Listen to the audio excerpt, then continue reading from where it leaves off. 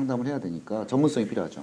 아 그러면 이 방송 듣는 분들 중에 법인 영업 쪽에 관심이 있는 분들은 당연히 양도 박사님보다 못할 거 아니에요. 아, 저보다 예, 잘하시는 분 많습니다. 잘하신 분들은 또 뭐 있겠지만 하여튼 평균적으로. 예. 근데 이렇게 막 재무제표 보고서 딱 신용등 올려드리겠습니다. 이렇게는 안 된단 말이에요. 네. 거기까지 가려면 시간이 많이 걸리니까 어느 단계부터 우리가 좀 법인 영업을 배워보면 좋을까요? 우리가 이제 보험을 영업하면 예. 뭐 대부분이 이제 1년차 미만은 그렇지만 보통 한 3년 정도 지나가면 종신 RP 정도는 할 수 있습니다. 그러니까 종신 RP를 못하는 FC들은 거의 없다고 저는 보거든요. 네, 예, 예. 그럼 저는 법인 가서도 종신 얘기를 하자는 거예요. 어, 그러니까 법인 영업이 왜 어렵냐 제가 다 물어봐요. 왜 어렵습니까? 그러면 세금 때문에. 모르는 얘기를 왜 하십니까? 전 그래요. 그 얘기를 해야 될 것 같다라는 생각들을 하시는 거예요. 네. 그래서 제가 그러죠. FC들 당신의 최대 고민이 뭐냐? 내년에 5월달에 세금 내는 거냐? 아니라는 거죠. 당장 지금의 뭐예요? 내일 만날 고객이 없는 게 고민이잖아요. 업적이 고민이지 세금은 고민이 아니에요. 그런데 우리도 사업자고 법인 대표도 사업자란 말이에요. 그럼 그 사람들의 고민도 세금이 고민이 아니에요. 근데 자꾸 보험 영업하시는 분들이 교육하시는 분들 보면 절세 얘기하시거든요. 절세는 차후의 문제입니다. 당장 내가 다음 달에 망하게 생겼는데 무슨 절세를 고민합니까? 네, 그래서 생각을 바꾸자라는 거예요. 네가 할 수 없는 얘기는 하지 말아라. 그럼 네가 잘하는 게 뭐냐? 종신 얘기를 하자. 그래서 저는 법인 대표한테 가도 종신 RP를 하라고 저는 시키거든요. 그러니까 이런 거죠. 대부분의 중소기업은 법인 대표들이 연대보증을 들어갑니다. 대출을 받으면. 네. 그럼 연대보증인이 갑자기 사망을 합니다. 그럼 은행에서는 대출금 상환을 하겠죠. 아, 법인에다가. 그렇습니까? 예. 왜냐하면 연대보증인이 사망했기 때문에. 네. 예. 그리고 삼성전자나 이런 대기업은 사실은 기업을 보고 은행에서 대출을 하는 경우가 대부분입니다. 네. 근데 우리가 만나는 중소기업 대표들은 은행에서 사실은 대표님을 보고 대출하는 게 또 대부분이에요. 대출하는 그것은 생각이 좀 다르죠.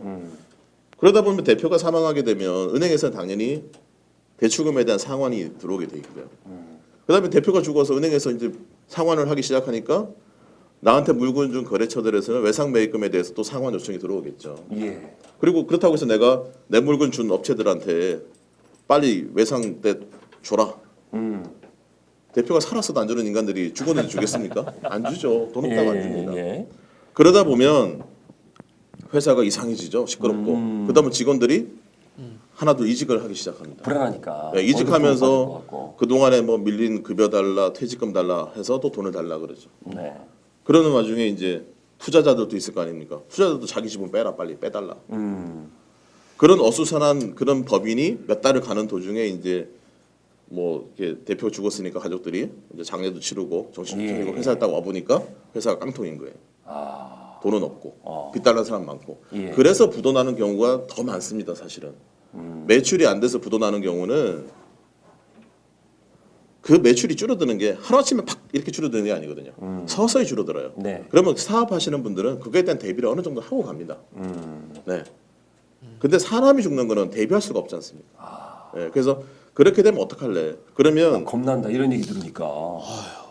증액하고 싶으시죠?